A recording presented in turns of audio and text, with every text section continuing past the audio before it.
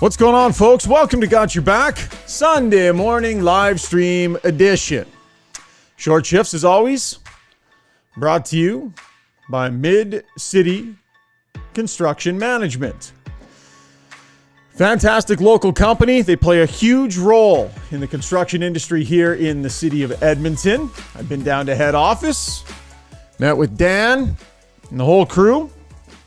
Awesome family business. By the way, they're actually hiring right now too. So if you are looking for a job, highly recommend that you go to Mid-City and check out, actually you can search them on Indeed as well. Check out their page there, but all sorts of different job opportunities they have right now. And everything from construction workers out on the job sites to some administrators in-house. Mid-City Construction Management, a great local company. Looks like a fun place to work. So give them a shout. Check out their jobs paid on Indeed. Terry Ryan, Jason Strudwick, and Vinny Desharnais. Had an interview with Vinny Desharnais yesterday morning that I thought was kind of interesting, so we're going to get to that in a couple of minutes. 4-3 loss for the Oilers last night in overtime against the Vegas Golden Knights. All right, let's check in with the fellas, make sure we got everybody. TR, Struddy, how we doing, boys? Great. What's up with you guys? Doing all right over here on the Rock. Another week till I leave to do Shoresy Season 2, and I love this time of year because the playoffs are coming, and that game last night had a little bit of bite in it. It felt like a playoff game a little bit to me. Yeah, no question. It had a little bit of oomph there. They knew what was at stake in the standings. I want to back that up, though. Getting ready for Shoresy Season 2. So what does that look like for you, TR? Like, what's happening with you the next, what's your next 2 months look like? I fly up next Sunday, fly to Toronto, and make our way up to Sudbury on Monday or Tuesday, and then we're going to shoot for a month and a half. I read all the scripts. They read pretty funny. Now that I know the characters and I know what to expect. So, look, I got my fingers crossed, but if you like the first season, from what I'm reading, it seems like the second is going to be a little bit more of the same, but it's pretty funny. It reads that way anyway. Are you going to be able to get in shape before that show airs, or are they going to have to airbrush you? Man, pumping. You'll see. Part of this is that we come back. You know, I come back a little bit more jacked. Well, a little. I never was jacked, but I have to work out a lot. I have to do whatever I could in about 6 months. I've got 3 times a week. Ryan Power here, power conditioning. Ryan was I remember there was a show years ago, Making the Cut. Yeah. Ryan's on there now. He was a finalist, but he ended up signing a contract in Oklahoma City. Okay. And is played at UPEI, played major junior. So he's not only a trainer, but he's a hockey guy. Alex Newhook works out there. So I've been going hard 3 times a week and skating 6 times a week. So we'll see what happens. Nice. And how's your dialogue? Are you I mean, you were a big part of season number 1, but are we going to learn the inner workings of Ted Hitchcock on a much deeper level this season? There's he evolves quite a bit. Yeah, his character arc, I believe they call that, Struddy. That's character. Yeah. Sorry, Yeah. Struddy. That's a little inside ball for you. That's character arc. It's an industry term that you probably don't understand. I'm not familiar. No, I was in pre-med, so I'm not familiar with the ins and outs of the actors. True, yeah, that's true. They don't teach that at med school. Yeah. There's a lot going to happen. I guess, you know, I come back, take it pretty seriously, I know, and Teddy wants to win and is in the best shape he can possibly be in, given his options. And he likes to have a few beers and stuff, right? So, but anyway, and there might be a love interest involved. You never know. Ooh, okay. I like it. TR getting a little screen loving. For TR. We'll have to wait and see. I can't wait. And when's it drop? To see, like, you're kind of teasing us here because the season doesn't drop till what, September? I'm guessing. I mean, I know that last time they wanted to coordinate it with the playoffs. I don't talk with the people who write, but I mean, I do. I speak with them. I just don't usually ask. But I assume this should be coordinated with September or October, I would think. Nice. Right on. I can't wait. I love the first season. Yeah, hey, me too, man. It's been such a ride, but I mean, we shot that almost a year and a half ago. Yeah, so crazy. it does, Crazy. time flies. But I'm looking so you forward. have absolutely no excuse not to come back significantly more jacked for season number 2. I would think that if I did a series and I knew at any point I might have to have my shirt off, and then I'm doing another series like a season 2 a year and a half later, I feel like I would be in the gym every day for a year and a half. I mean, maybe I'm vain that way, but like, if I knew I was going to have my shirt off on TV and I had a year and a half notice, I feel like I would really put some effort into that. They let us know that it'd really help if you guys could come back. You know, they said pear-shaped vanity muscles, because it's part of the whole thing. So, and again, I'm not that guy. I found it hard. I finished the summer at 190. I always do at ball hockey, and after ball hockey, it actually it's hard to keep weight on playing that sport. But I'm about 218 now, so like I'm way different than I was. Oh wow! It actually feels uncomfortable. I don't like the feeling, to be honest with you. My pants don't fit the same. Not just that. My shirt's nothing. But I'm not complaining. I'm not used to that. And I got the World Masters Ball Hockey Championships in August. So right after this, I'm going to do my best to get right back down where I was. Yeah. Nice to not get sand kicked at your face at the beach, though, this summer, right? Like that'll be one bonus. That is going to be a bonus. But I know what you're thinking, but it didn't exactly turn out. I was picturing The Rock, or I was picturing these muscles protruding out of my shirt. T-shirts would look almost too small, but it's not. I put on a lot of weight overall. There's no abs. It's just a big chunk. Slab of meat. Yeah, it's what I didn't want. Yeah. It's a cinder block. He's added a cinder block instead of a six-pack. Thousands of calories a day, working out 2 and 3 times. Those days that I work out, I'm working out 2 or 3 times during that day. So, whatever. I don't know what I expected, but I'm looking forward to season 2. By the way, Ryan Marsh said to say hello. He was coaching over in Germany this year, old teammate of yours. Saw him in the press box last night. He actually thanked us. He said, say thanks to the guys, because he wanted to stay connected with everything going on back here. And so the podcast, he said he was a regular listener on the podcast. So Struds, you know Marshy. I know Marshy well, yeah. Good guy, and making his way through his coaching career. So I'm sure he'll listen to this one. Marshy, hello right back at you from all the fellas. Okay, enough nonsense. Let's get to the game last night. 4-3 overtime loss. Struds, that's that game. Towards the end of the regular season, wanting to round your game into form, division leader coming into town. This is the day where you buckle down and you find a way. I'm not saying that the Oilers played bad, but dropping a point last night was not ideal. What did you make of the way the Oilers started and your narrative overall on the game, buddy? Well, in a nutshell, I thought the Oilers really controlled most of the first 2 periods, right? They even though the score maybe didn't reflect it, I thought they controlled a lot of parts of that. But it's interesting, Mark Spector from Sports put up an article. He had an interview, a sit down with Ekholm. And in that interview, Ekholm, and I'm paraphrasing, basically he said, as you move towards the playoffs, and in the playoffs, you want to be able to have, 1-1, knowing that you can limit the other team's chances to score and score yourself in the third period to win a 2-1 game.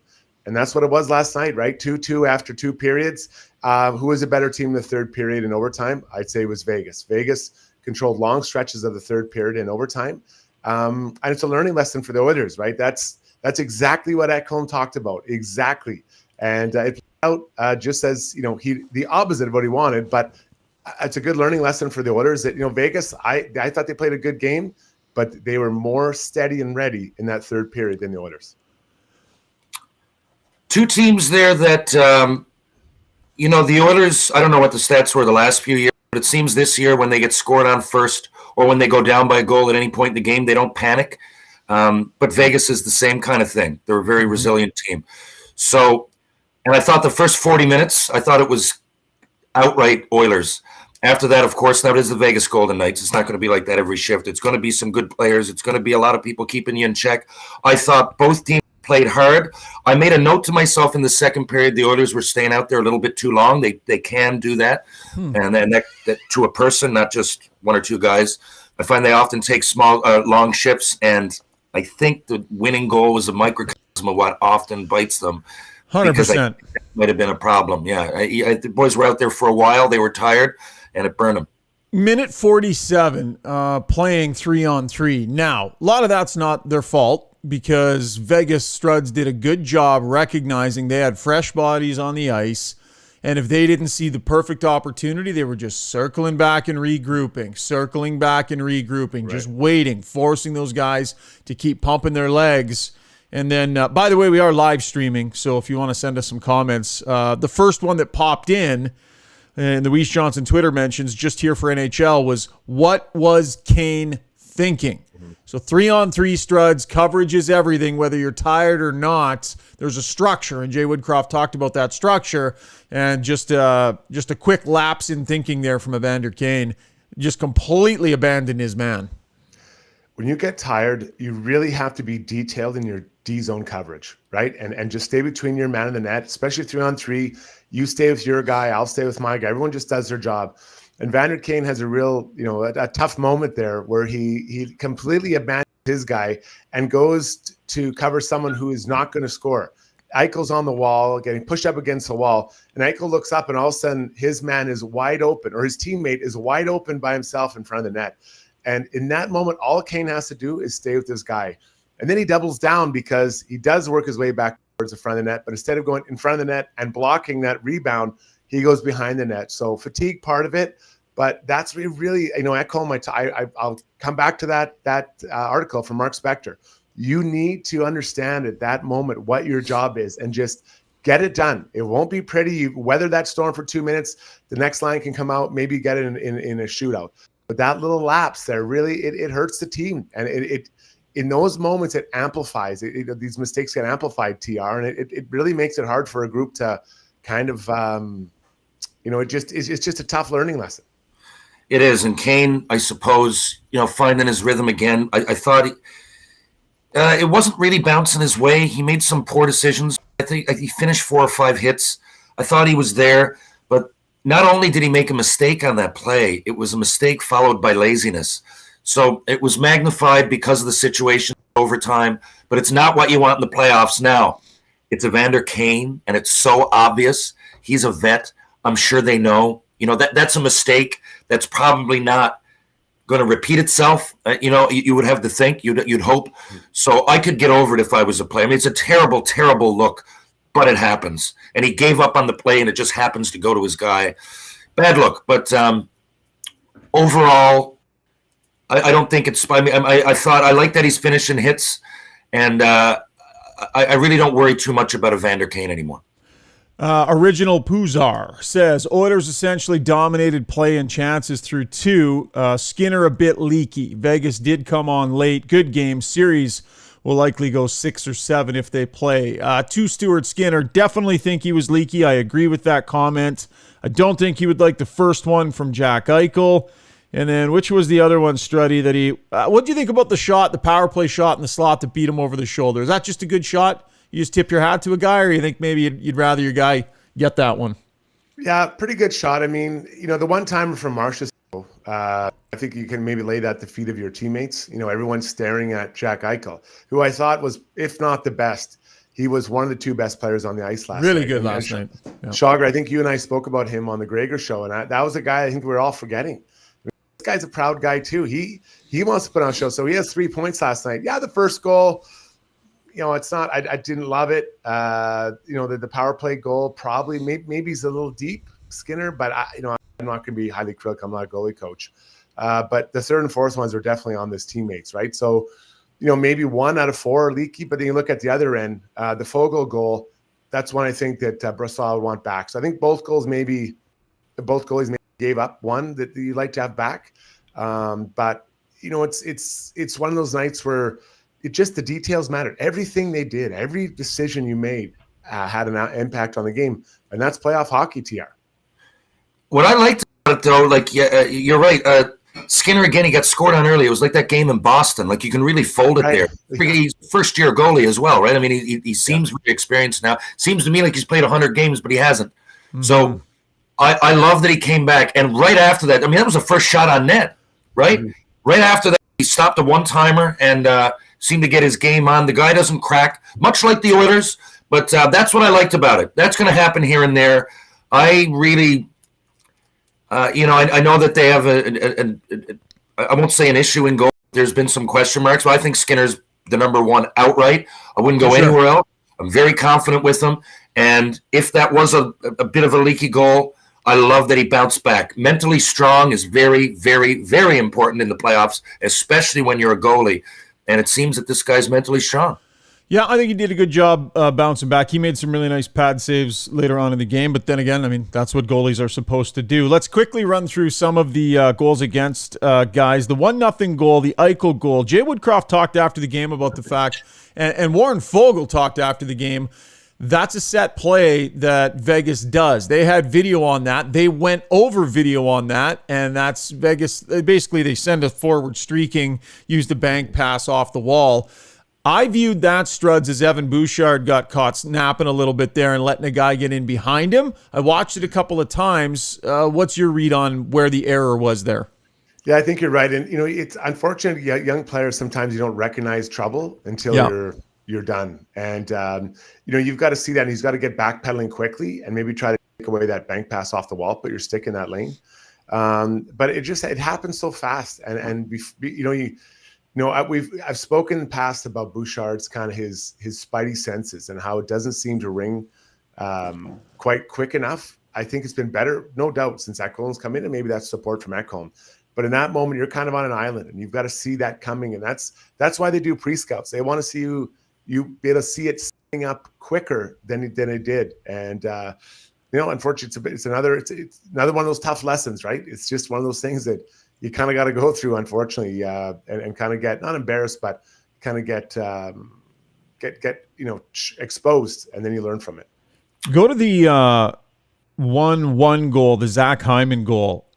Just Leon or Draisaitl appreciation moment here, just for a sec. But TR, the way he held off the defender, I mean, just the guy was all over him, and he's holding him off with one arm, makes the play, gets it back, and then makes another unbelievable play right after that. Then you fast forward to, a beautiful little chip pass from McDavid, but that set play on the power play onto Draisaitl's backhand. But Draisaitl has been in beast mode more often recently than probably, most of the season, just in terms of consistency. But TR, just a couple of plays from Draisaitl, they're all world. He's one of my favorite players to watch of all time. And it's wild because McDavid's going so fast, you're not sure what's going to happen. Draisaitl, it's like he slows it down. It's like you can see him thinking, right? Like he's almost like an artist going about his craft. Well, that is what he's doing. But it's wild. I think he's the best backhand passer I've ever seen in my life, and I'm including all the greats. It's wild, his vision out there. And I really do think that the Oilers, with their evolution now, and, the nucleus, the core who's been there, now it must take a while to play with that kind of greatness. Wouldn't you think? Like, if I'm a forward, it would take me more than 3 or 4 games. And I don't even mean just on his line. Like, not for the whole team to absorb how dynamic those guys are. I think we're just kind of seeing it happen. And, people now, it's almost like you expect so much out of Draisaitl that your expectations are here, but he meets them and then he exceeds them. So, I think he's so creative that I think it would take a while to get used to playing. But for a guy like Hyman, who loves going to the net, right? He loves it. That's what he does. That's his bread and butter. He's really talented. He's been talented since he's been, I followed Zach Hyman. He's 13, 14 years old in Toronto, and this guy was a star. But he goes to the net. Half the goals he gets, anybody could get. It's just hard work. And when you combine that with such creativity, you're going to get moments like that.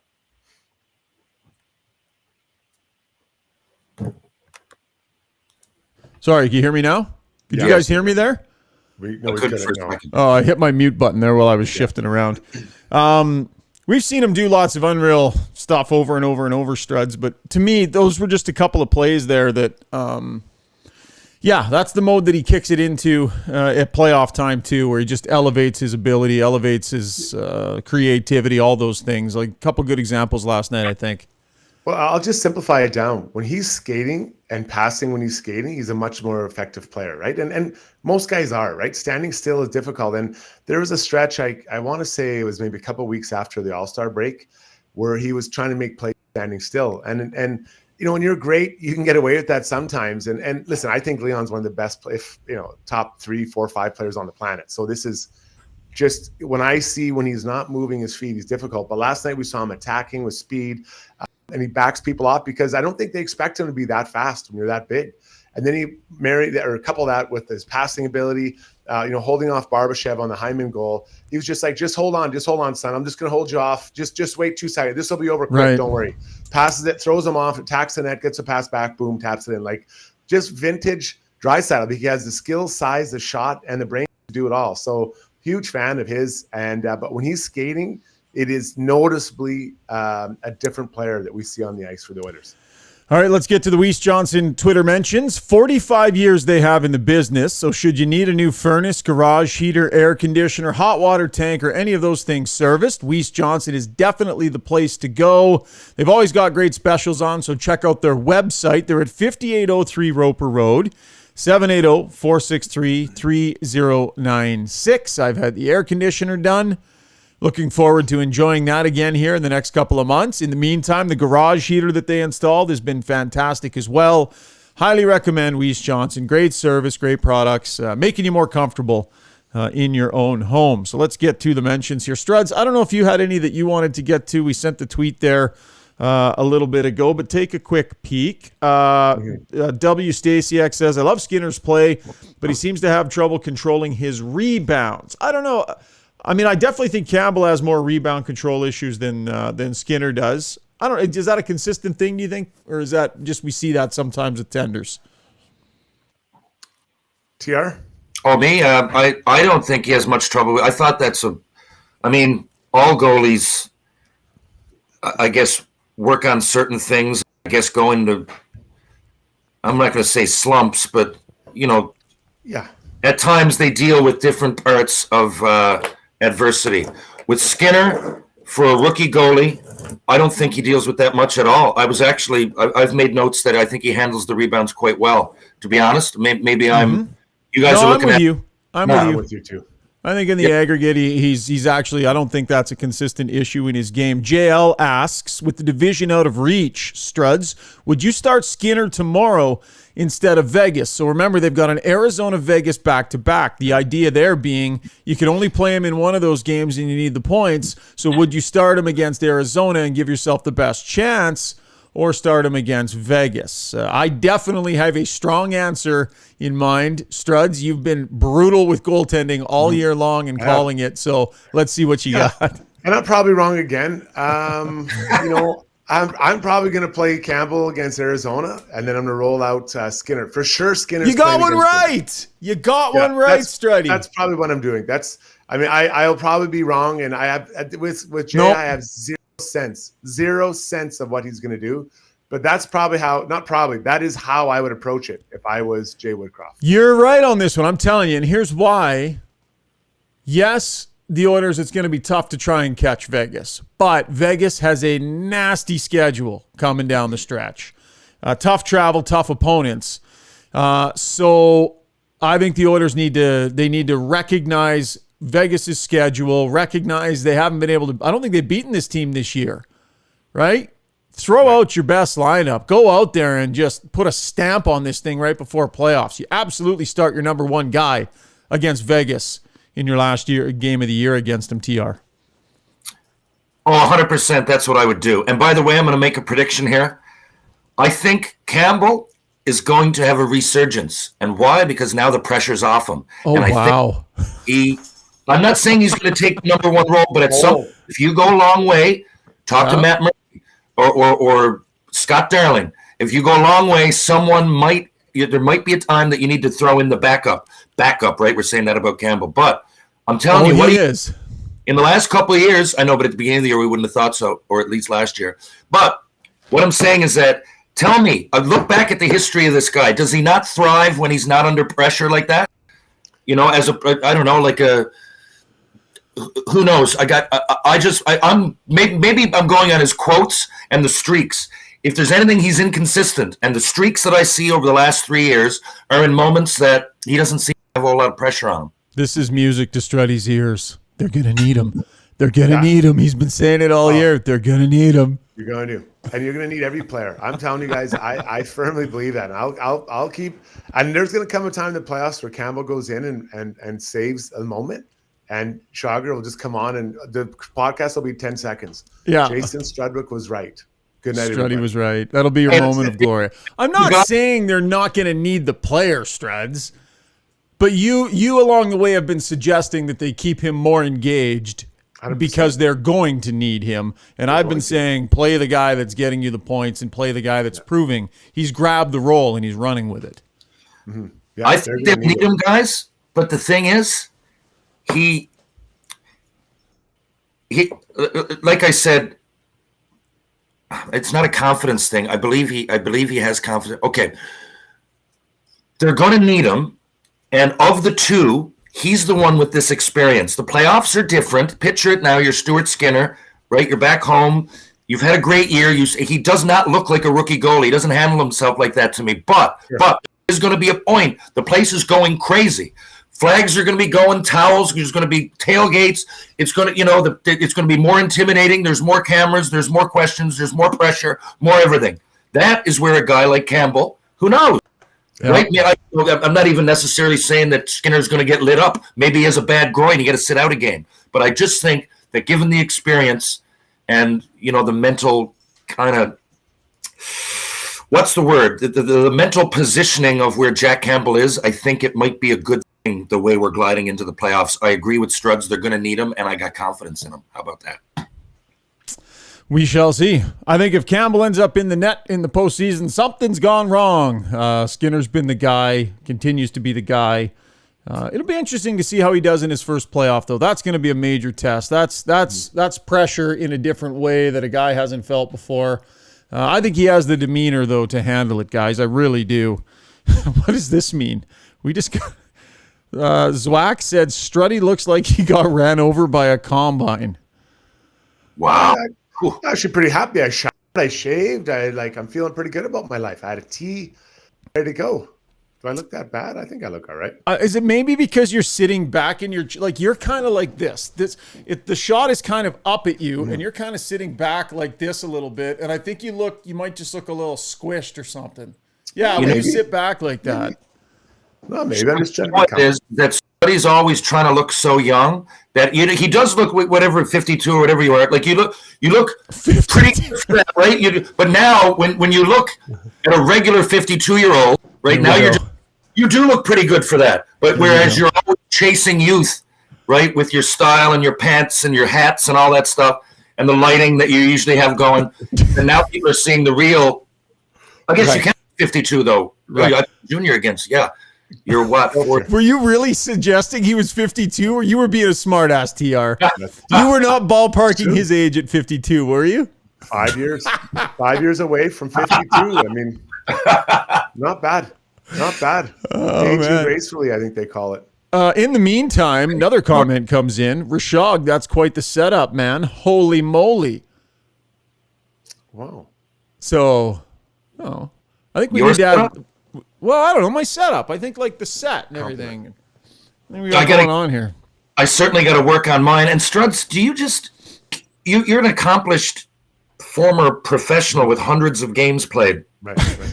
This is going to be. Why do you have a picture of Mark Messier and Kareem, or is that Magic Johnson? Magic, yeah.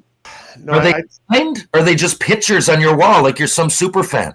Yeah. I mean, where do I start? By putting my own accomplishments up on the wall. The wall of Strudwick would be a massive wall, and You mean like the one up behind TR's head right now? All his own hockey cards? Is that what you're suggesting, Struds? Every hockey card, my jerseys. We used to see my parents' basement in my other room here. I mean, I've seen it. It's a shrine. There, you know what, Struds? 480 minutes in the NHL is what I got, and everybody in Mount Pearl knows it. I'll tell you that. I could see if it's signed. You just got pictures of people on the wall? I do, yeah. I've got a couple guys that when I was younger, a friend of mine, he painted them, Ryan Colleran, and I've got them up, and I do have to display them differently. Why didn't you just get them signed then? I mean, if they're up in your room, you played in New York. Why didn't you just say, Mess, can you sign this? Or I just got them. I got them about 4 months ago, 5 months. They look good, man. Did you No, have they're good. I like them. They're nice paintings. I've seen them. We have more refining to do, Struds. Your set is looking way better. We just have a little bit more refining to do. Fair point, and I agree. I agree with you. But let's stay on the point. Enough about me and my aging gracefully and my set. Are you saying? Oh, are you trying to change the subject back to the game? Well, Yeah. There was a game. I mean, whatever you want No, to we're talk done about. with it. We're done with it. It's Sunday. We're done. And I know you've got some stuff you got to get to, so I'm going to let you guys go. We've what have we done here? 30 minutes. I think that's enough for a Sunday. Hey, boys. I love it. Hey, I'm not complaining. Mike Dursa says Terry Ryan crossed the line, getting on the moose and calling it Magic Kareem. Yeah, that's TR. You have red flag for you here on multiple fronts from the live stream. I'm looking at one number, 3. Yeah. Okay, boys. We could change it. It's a classic Lakers, all I know. Yeah, we have more to come here on the live stream. I'm going to let you guys go, though. I had a chat with Vincent Desharnais yesterday, and I'm going to run that interview here. So I'll say good day, bid you both adieu. See you, boys. Thanks. See you guys later. Have a great one. All right, cheers. And you guys can just hop right out of the chat. You don't have to wait for me because I'm going to keep going here. See you, boys. Thank you. All right, Jason Strudwick and Terry Ryan. Ted Hitchcock from Shoresy. Looking forward to season number 2. Okay, as I said, had an opportunity to chat with Vincent Desharnais. This was full disclosure. This is before the game yesterday. Talked to him after the morning skate. Before we get to that, though, I want to run you a clip from Jay Woodcroft talking about Vinny Desharnais. And it seems to me every time you chat with Vincent Desharnais, he just seems so happy to be where he is, doing what he's doing. He's one of those guys that it wasn't a guarantee he was going to be in the National Hockey League this year. A lot of people would have thought it was even a long shot. And there's value in having those kinds of players around. Here's Jay Woodcroft on Desharnais. Oh. He brings a level of enthusiasm to the rink, and I think that is contagious, while at the same time having a clear understanding of who he is as a player. He's very comfortable in his own skin. So he doesn't try and do things that are out of character at this level that, he's never done his whole life. He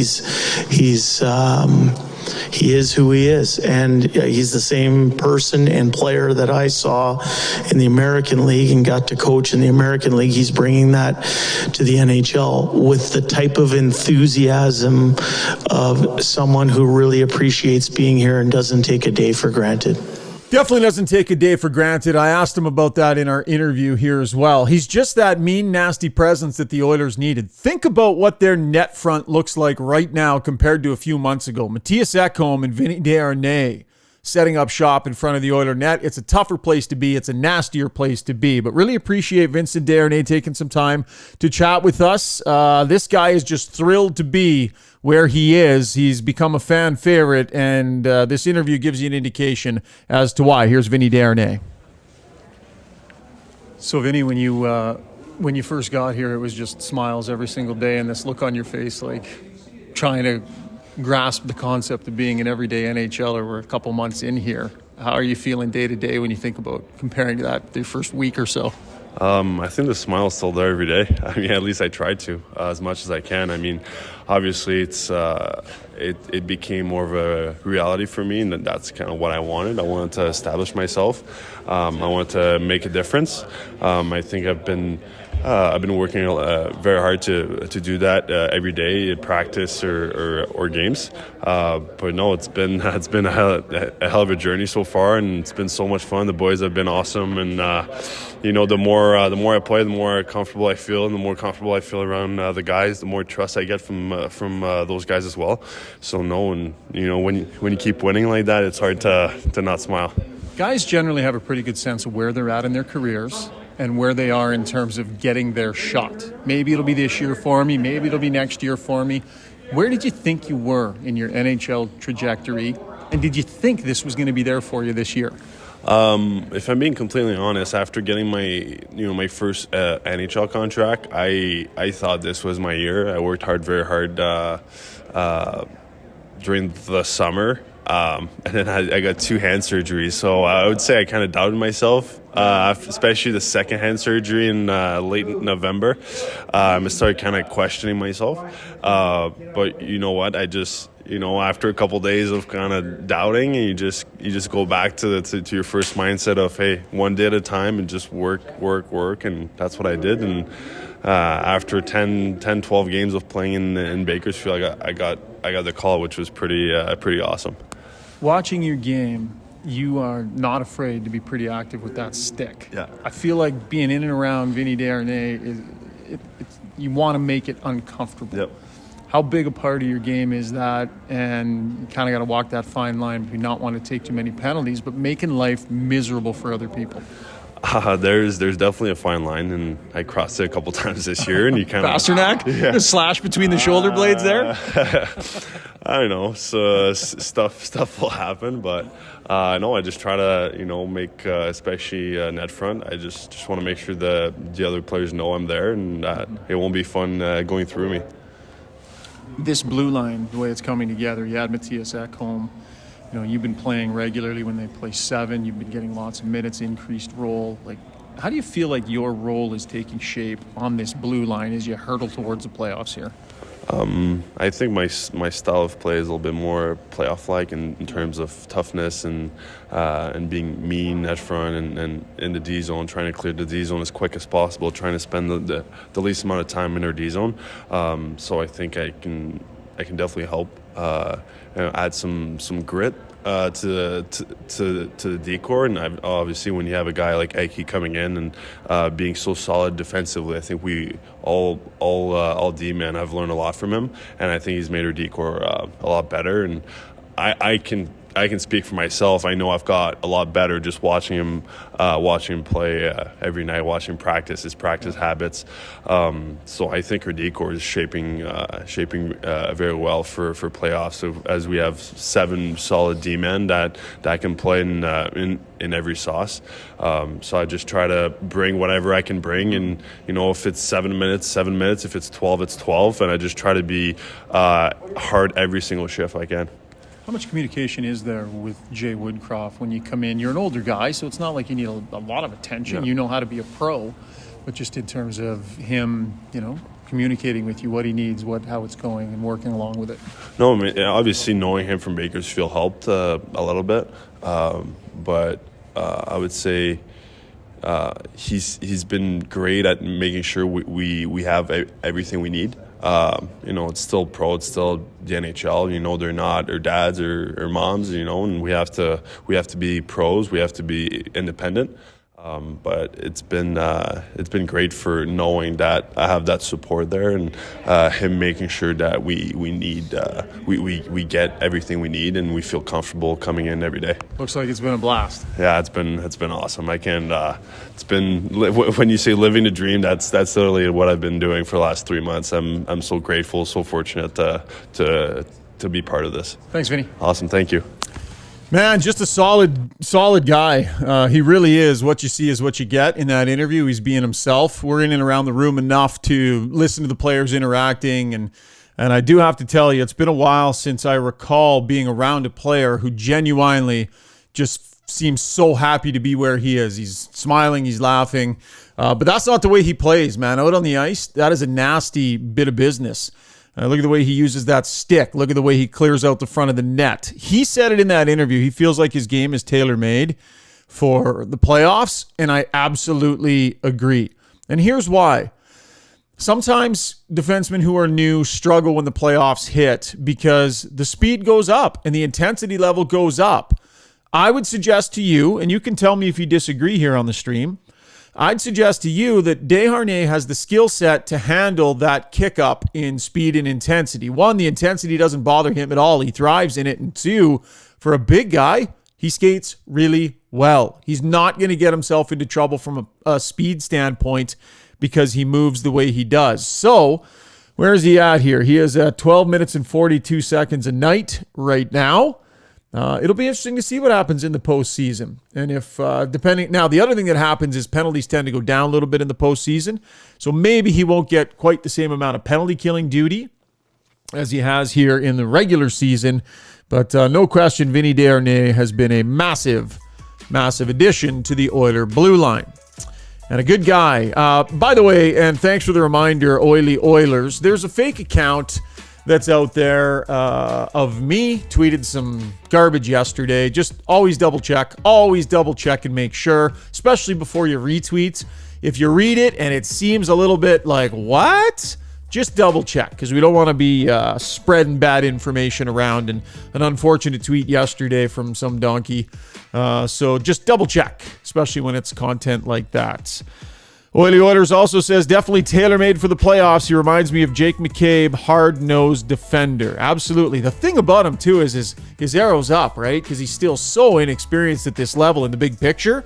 He's going to get more games and more reps and become more and more valuable. So it'll be interesting to see how his minutes shake down during the playoffs. All right, folks, that is going to wrap up the pod stream today, the podcast. Thanks to all of you for joining us on the live streams, YouTube and Twitter. And a big thanks, as always, to our sponsors, Mid-City Construction Management, Weiss Johnson, and the Horses. Horse Racing Alberta, a valued sponsor here on Short Shifts as well. Enjoy the rest of your Sunday. We'll chat. Well, we'll drop some pods after either the Monday or Tuesday game. I don't know. Got to nail down Strudwick, figure out what the schedule is going to look like. But you know us. We've got podcasts on the way next week. LeBron and I will also drop a Got Your Back NHL edition. If you haven't seen that, check it out. Search Got Your Back. You'll see it's the same logo, same symbol, just in different colors, and the letters NHL on the thumb. That's our Got Your Back NHL. We talk about all across the National Hockey League with LeBron, and Mike Johnson often joins us as well. Have a great Sunday, folks. Talk soon. Cheers.